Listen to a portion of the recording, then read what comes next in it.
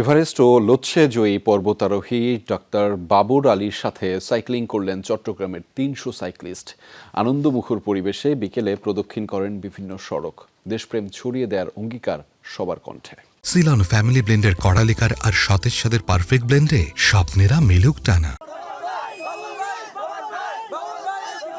কেউ এসেছেন শহর থেকে, কেউ চট্টগ্রাম বিশ্ববিদ্যালয় কিংবা দূর দূরান্তের উপজেলা থেকে।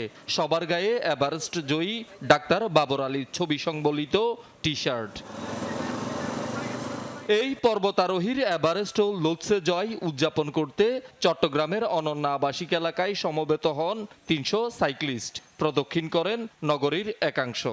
বিশ্ববিদ্যালয় সাইক্লিস্ট থেকে এসেছি। আমি বাবর ভাইকে সম্মান জানাতে এসেছি এখানে। বাবর ভাইয়ের এই অর্জন, এটা আমাদের চট্টগ্রামের অর্জন, সারা বাংলাদেশের অর্জন। বাবর ভাই যে অর্জনটি, এটা পুরো বাংলাদেশের একটা অর্জন, এটা শোনার ব্যক্তিগত কোনো অর্জন নয় নিশ্চয়ই। চট্টগ্রামের ৩০০ জন সাইক্লিস্ট একসাথে আমরা রাইড দিয়ে বাবর ভাইকে সংবর্ধনা দিব। এভারেস্ট বিজয়ীর সাথে সাইকেল রাইড করতে পেরে খুশি সবাই।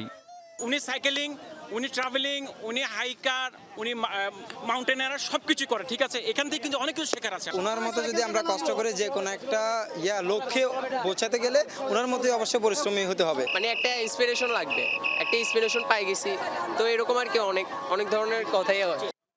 ষষ্ঠ বাংলাদেশি হিসেবে গত ১৯ মে এভারেস্ট এবং ২১ মে লোৎসে জয় করেন চট্টগ্রামের হালদাপাড়ের ছেলে ডাক্তার বাবর। স্থানীয়দের এমন আয়োজনে মুগ্ধ তিনি। আমরা যেখানে যাই করি দেশের পতাকাটাই তো উঠাই, সেটা যে কোনো চূড়াই ছুঁই, আমার সাথে আমার দেশটা একটুখানি উপরে ওঠে। আমার ব্যাকপ্যাক থেকে প্রথম লাল সবুজ পতাকাই বেরোয়, তো দেশপ্রেম ডেফিনেটলি।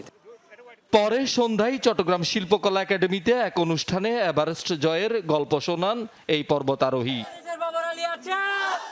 শহীদুল সুমন, যমুনা নিউজ, চট্টগ্রাম।